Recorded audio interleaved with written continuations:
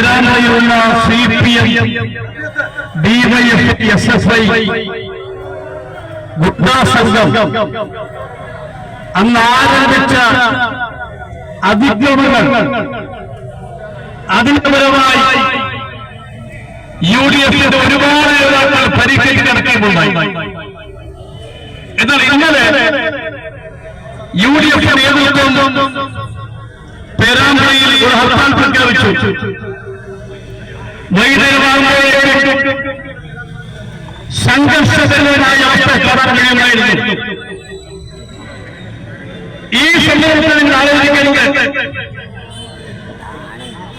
കുറ്റ്യാടി ബ്ലോക്കിലെ block Congress committee യോഗത്തിൽ സംബന്ധിക്കാനുള്ള പ്രിയപ്പെട്ട ഷാഫിയും ജില്ലാ കോൺഗ്രസ് കമ്മിറ്റി അധ്യക്ഷൻ മറ്റ് നേതാക്കളെല്ലാം ഈ സംഘർഷാവസ്ഥ അറിഞ്ഞ് പേരാമ്പ്രയിൽ പോവുകയാണ്.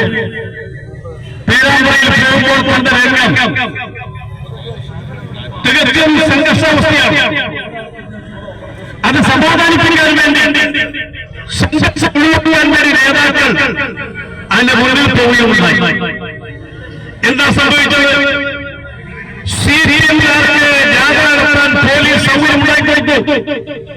ഈ സംഘർഷാവസ്ഥയിൽ ആ ജാഥ പോയതിനു ശേഷമാണ് പോലീസ് UDFന്റെ ജാഥ വരുമ്പോൾ പോലീസ് ഏകപക്ഷീയമായി നിഷ്ഠൂരമായി സമാധാനം അല്ലെങ്കിൽ സമാധാനം ഉണ്ടാക്കാൻ മരിച്ചെന്ന ഷാഫിയെ ആക്രമിക്കുന്നു, അദ്ദേഹത്തെ പരിക്കേൽപ്പിക്കുന്നു. ജില്ലാ കോൺഗ്രസ് കമ്മിറ്റി അധ്യക്ഷൻ ശ്രീ പ്രവീൺ കുമാർ ഒരു 10 നിമിഷം അദ്ദേഹത്തെ ശ്വാസം എടുക്കുന്നതിന് കാരണം 6 തവണ കണ്ണീരോടെ പ്രയോഗം നടത്തി പോലീസിനെ ശ്രമിക്കണം. എന്തിനു വേണ്ടിയാണ്? ഞാൻ ചോദിക്കട്ടെ, ഷാഫി MPR പ്രവീൺ ജില്ലാ കോൺഗ്രസ് കമ്മിറ്റി അധ്യക്ഷനാണെന്നറിയില്ലേ?